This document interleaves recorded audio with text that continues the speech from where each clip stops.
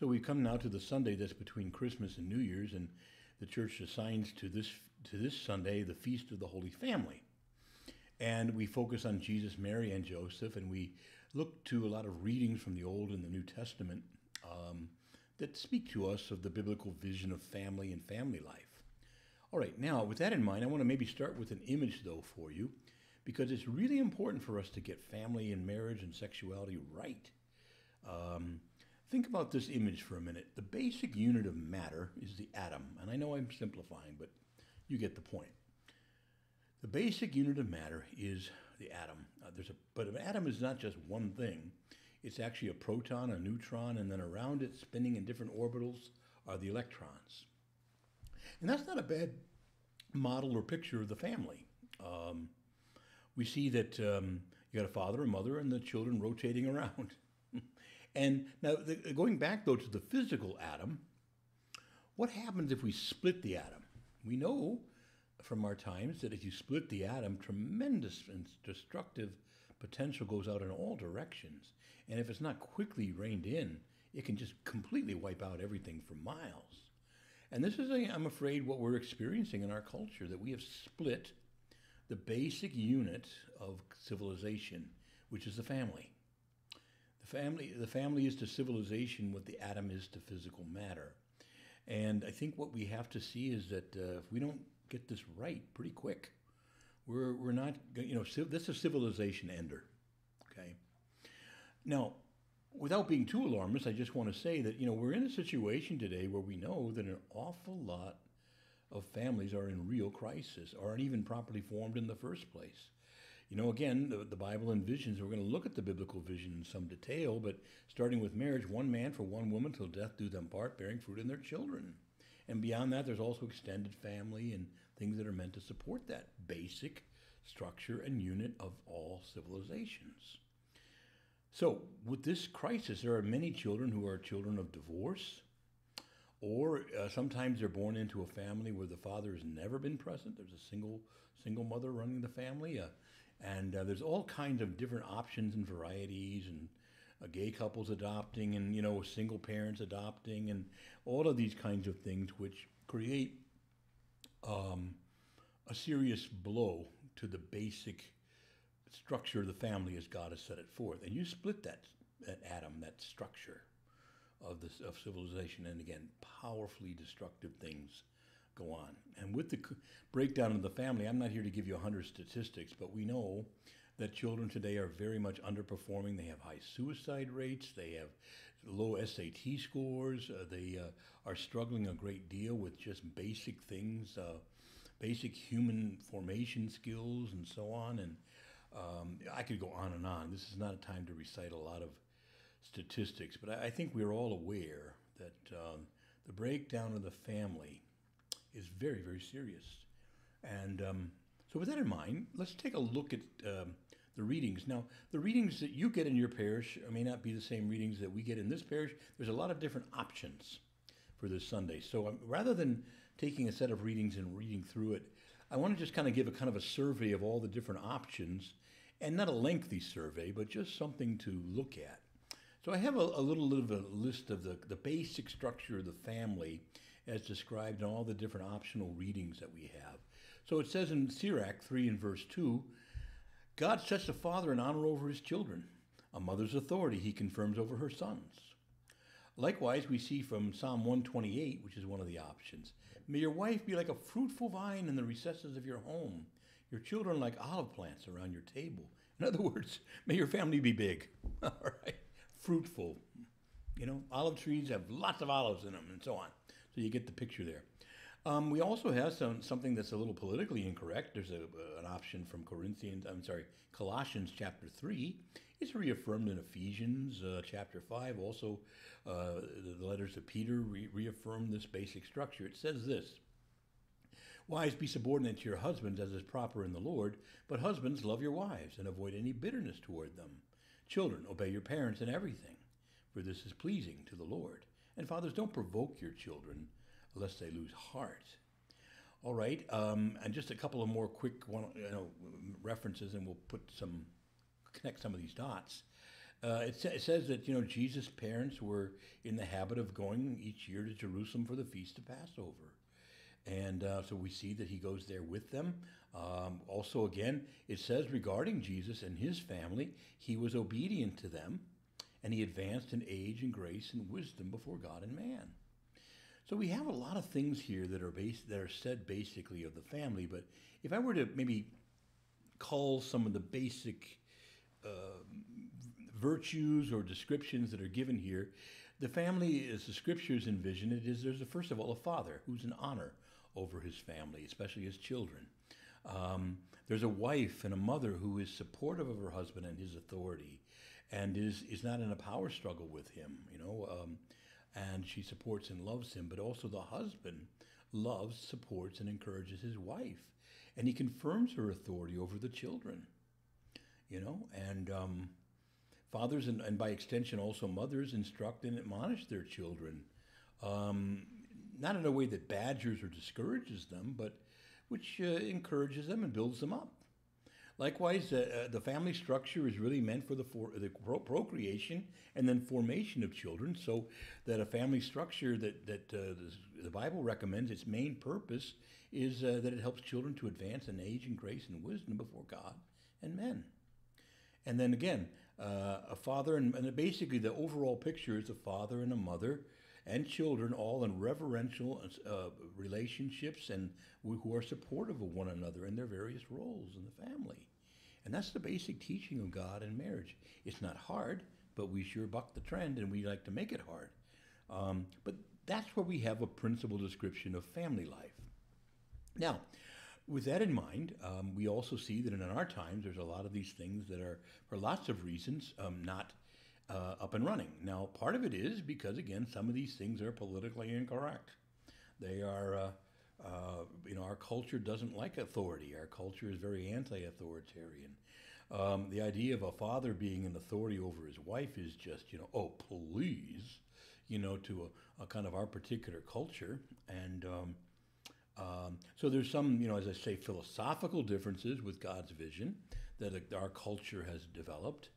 And then likewise, again, we also are in a very, a culture that focuses on youth, a youth-centered culture rather than an elder-centered culture. Healthy cultures are reverential toward the elders who have a wisdom that they bring us from, and we look to them as a general rule for guidance and advice and stability. But in our culture, it's all backwards. What are the kids like? What's the latest thing? What's the young, hip, trendy thing? And that's kind of not a sign of a healthy culture. So there's a respect for elders by youngsters and so on. Obviously, that respect implies that elders behave in a respectable way.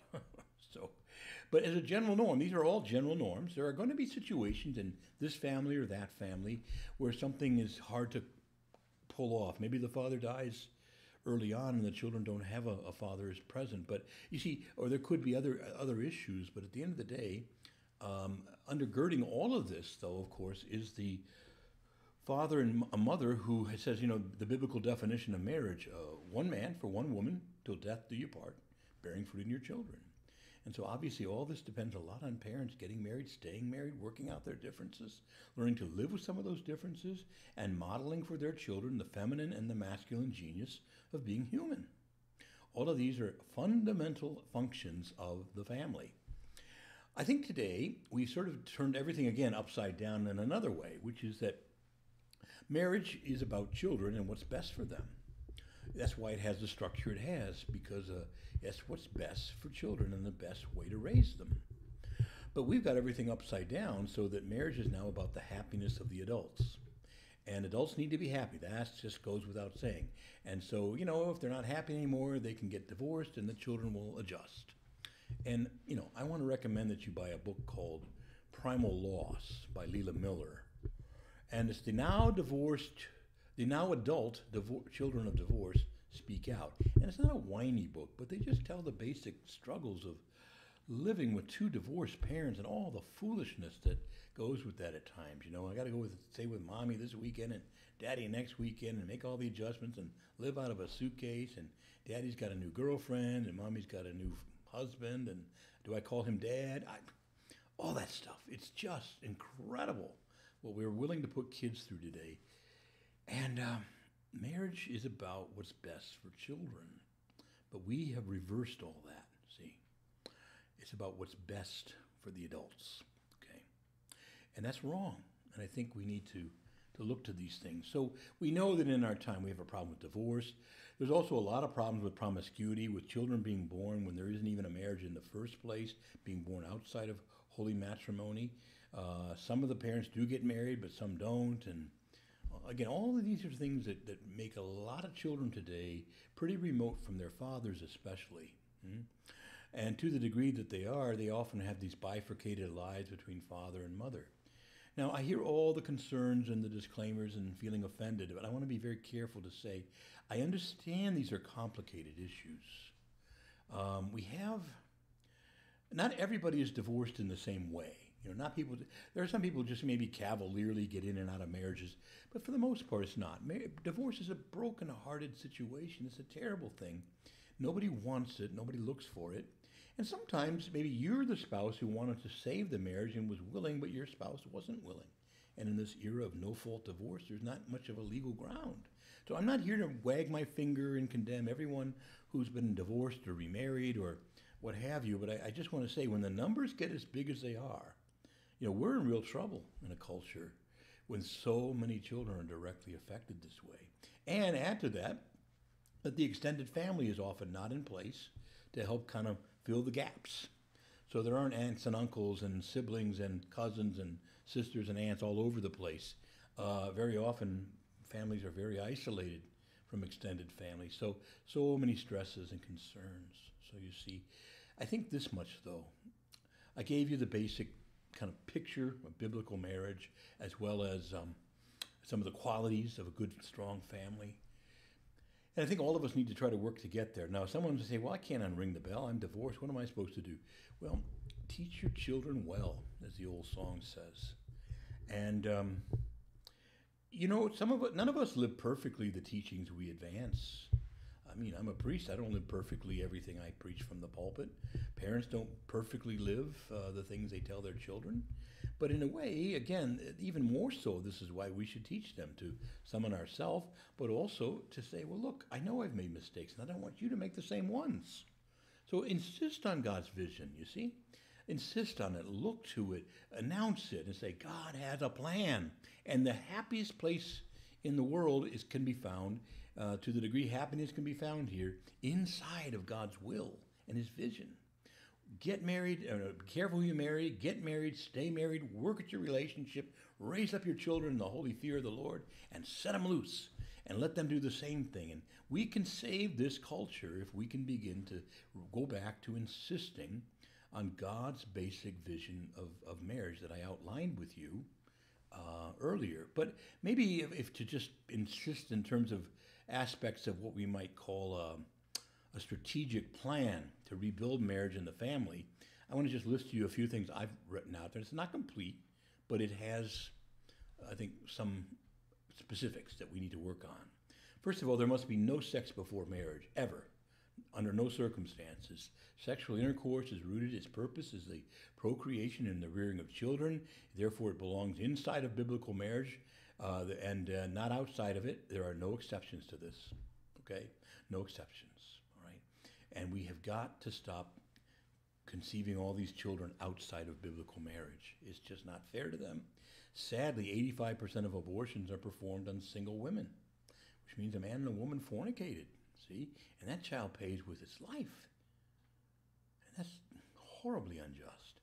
And then on top of that, the 15%, thank God, who do survive are often raised in irregular situations and greater poverty and with less resources and you name it.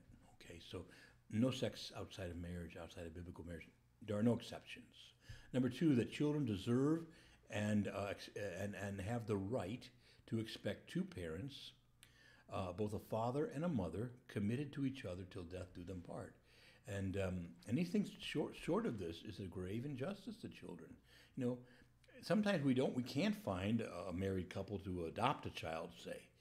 But that's pretty rare. Usually, especially with newborns, we can find them, and putting them in other odd situations that are not what God describes is an injustice. We should favor married heterosexual couples as a general norm.